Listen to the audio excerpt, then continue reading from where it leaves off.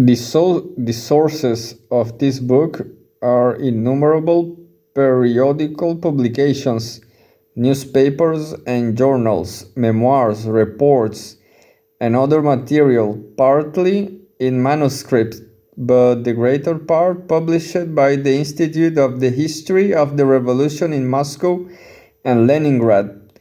We have considered it's superfluous to we have considered it's superfluous to make reference in the text to particular publications, since that will only bother the reader. Among the books which have the character of collective historical works, we have particularly used the two-volume essays on the history of the October Revolution, Moscow, Leningrad, 1927, written by different authors. The various parts of this book are unequal in value, but they contain at any rate abundant factual material. The dates in our book are everywhere indicated according to the old style, that is, they are 13 days behind the international and the present Soviet calendar. The author felt obligated to use the calendar which was in use at the time of the revolution. It would have been no labor, of course, to translate the dates into the new style, but this operation is in removing one difficulty will have created others more essential. The overthrow of the monarchy has gone into history as the February Revolution. According to Western calendar, however, it occurred in March.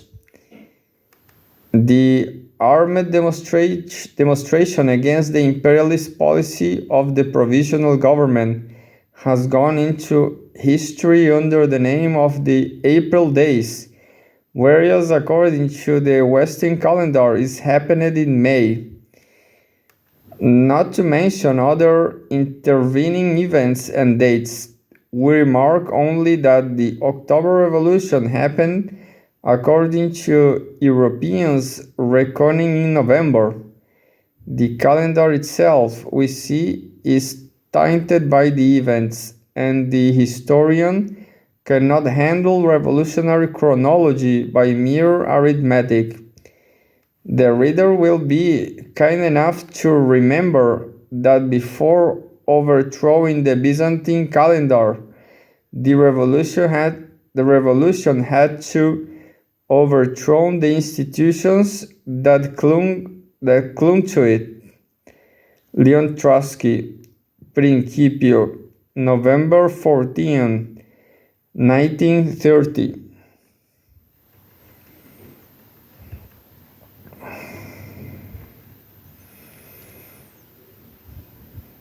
Chronological table for Volume 1, 1994. Pugatched Rebellion of Cossacks and Peasants, 1825. 1825. The Cabris Decembris uprising against Tsarism led by liberal officers. 1848. The Communist Manifesto published by Karl Marx and Friedrich Engels, the foundation of revolutionary socialism or communism. 1861. Peasant reform, abolition of serfdom in Russia. 1864. The International, first international organization of socialist workers established by Marx and others. 1871. The Paris Commune. 1882. Plekhanov published first pamphlet introducing Marx socialism into Russia. 19 1905, the Revolution of 1905 in Russia, first organization of Soviets by Russian workers. January 9, Bloody Sunday, workers led by Father Gapon and carrying a petition to the Tsar Nicholas II are mowed down by the Tsar's troops. 1914, August 1st, World War begins. Germany declares wars against Russia. November 4, Bolshevik deputies in the State Duma arrested and sent to Siberia. 1915, April, Russian Revolutionary Internationalist paper Naše Slovo appears in Paris with Trotsky on the editorial staff. September, International Socialist Congress in Zimmerwald, Switzerland. 1916, May, Second Congress of Socialist Internationalists in Kiental. 1917, January 9, street meetings and a printers' strike celebrate the anniversary of Bloody Sunday. February 14, the last State Duma assemblies. February 23, celebration of International Women's Day, begins the revolution. February 24, 200,000 workers on strike in Petrograd.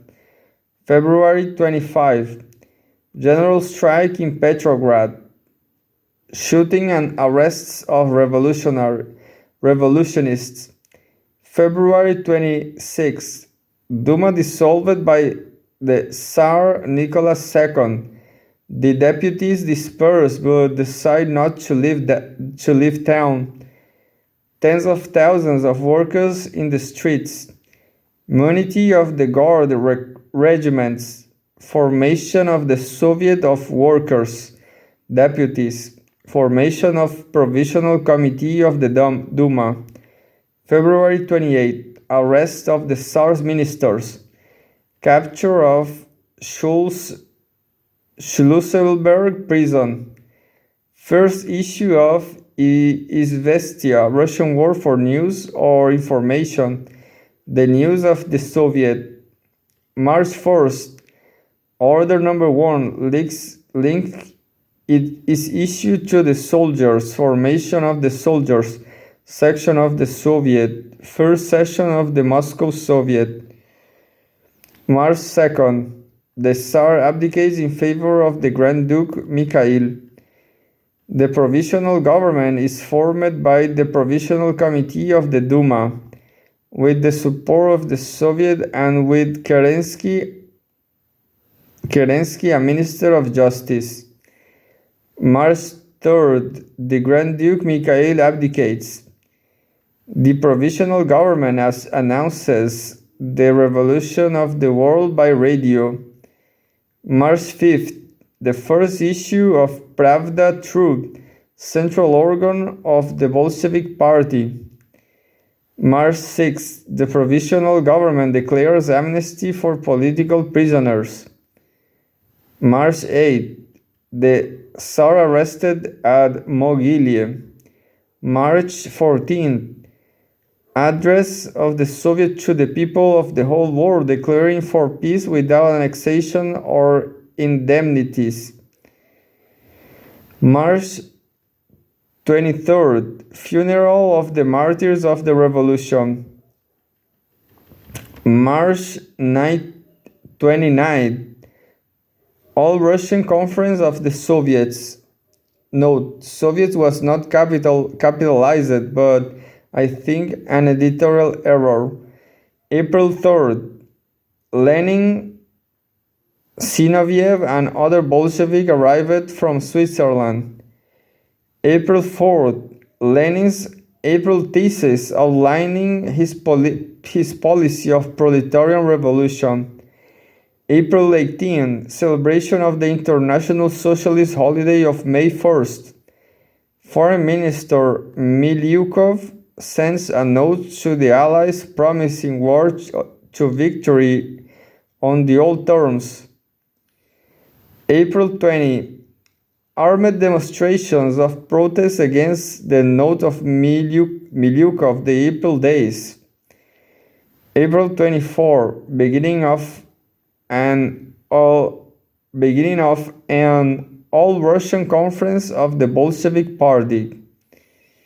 May 1st. The Petrograd Soviet votes for a coalition government. May 2nd. Milyukov resigns. May 4th.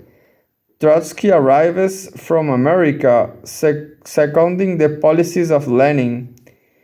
An all-Russian Congress of Peasants' Deputies opens in Petrograd. May 5th. Coalition government is organized with Kerensky as Minister of War. May 17th. The Kronstadt Soviet declares itself the sole governing power of Kronstadt. May 25th. All-Russian Congress, another miscapitalization of the Social Revolutionary Party. May 30. First Conference of Factory and Shop Committees opens in Petrograd. June 3rd. First All-Russian Congress of Soviets, and June 16th. Kerensky orders Russian armies to take the offensive. June 18th. A demonstration called by the Mensheviks and Social Revolutionary turns out to be a Bolshevik demonstration. June 19th. Patriotic demonstration of Nevsky Prospect, carrying portrait of Kerensky. July 3rd to 5th. July days. Semi-insurrection followed by attempted stamping out of Bolshevism in Petrograd. Note: Russian dates are given according to the Julian calendar. Add 13 days to find the date according to the calendar that is now internationally recognized.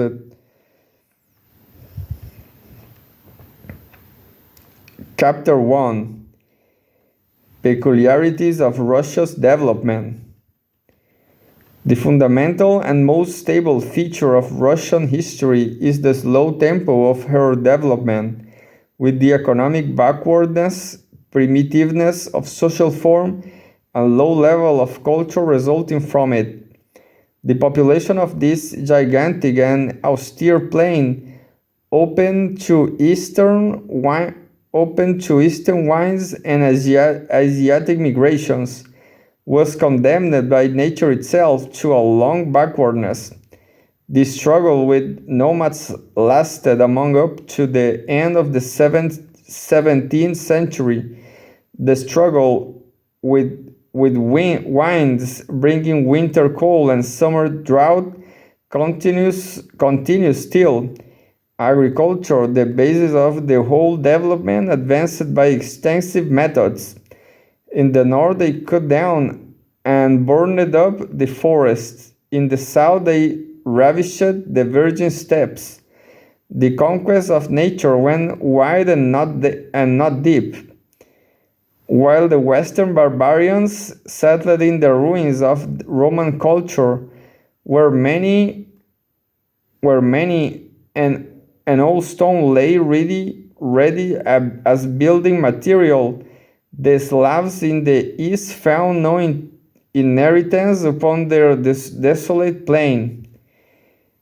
Their predecessors had been on even a lower level of culture than they. The Western European peoples, soon finding their natural boundaries, created those economic and cultural clusters, the commercial cities, the population of Eastern Plain, and at the first sign of crowding, will go deeper into the forest or spread out over the steppe. The more aggressive and enterprising elements of the peasantry in the West became burghers, craftsmen, merchants. The more active and bold in the East became, some of them, traders, but most of them Cossacks, frontiersmen, pioneers. The process of social differentiation, intensive in the West, was delayed in the East and diluted by the process of expansion.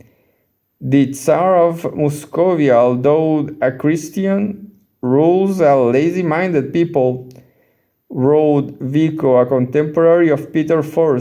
The lazy mind of the Muscovites was a reflection of the slow tempo of economic development, the formlessness of class relations, the meagerness of inner history.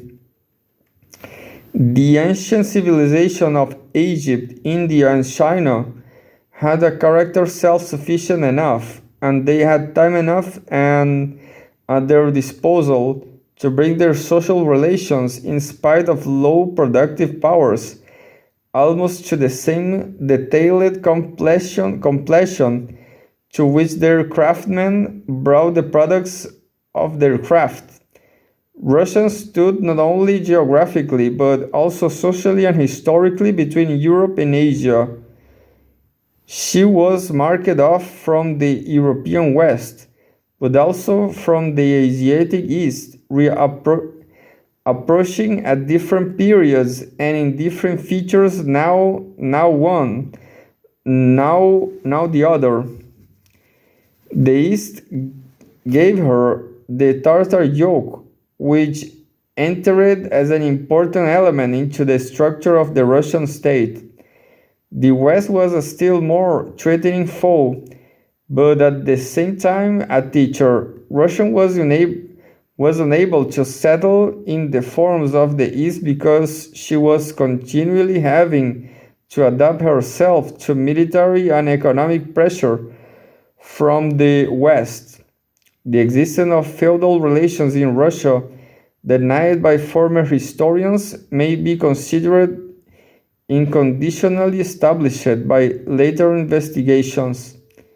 Furthermore, the fundamental elements of Russian feudalism were the same as in the West, but the mere fact that the existence of the feudal epoch had to be established by means of extended scientific arguments sufficiently testifies to the incompleteness of Russian feudalism, its formlessness, its poverty of cultural monuments. A backward country assimilates the material and intellectual conquests of the advanced countries, but this does not mean that it follows them slavishly reproduces all the stages of their past. The theory of the repetition of historic cycles, Vico and his more recent followers, rests upon an observation of the orbits of old pre-capitalist cultures, and in part upon the first experiments of capitalist development. A certain repetition of cultural stages in ever new settlements was in fact bound up with the provincial and episodic character of that whole process. Capitalism means, however, an overcoming of those conditions. It prepares and, in a certain sense, realizes the universality and permanence of man's development. By this repetition of the forms of development by different nations is ruled out. Although compelled to follow after the advanced countries, a backward country does not take things in the same order. The privilege of historic backwardness, and such a privilege exists, permits or rather compels the adoption of whatever is ready in advance of many specified date. skipping a whole series of intermediate stages. Savages throw away their bows and arrows for rifles all at once, without traveling the road which lay between those two weapons in the past. The European colonists in America did not begin history all over again from the beginning. The fact that Germany and the United States have now economically outstripped England was made possible by the very backwardness of their capitalist development. On the other hand, the conservative anarchy in the British coal industry, as also in the heads of MacDonald and his friends, is a paying up for the past when England played too long the role of capitalist pathfinder. The development of historically backward nations leads necessarily to a peculiar combination of different stages in the historic process. Their development as a whole acquires a planless, complex, combined character.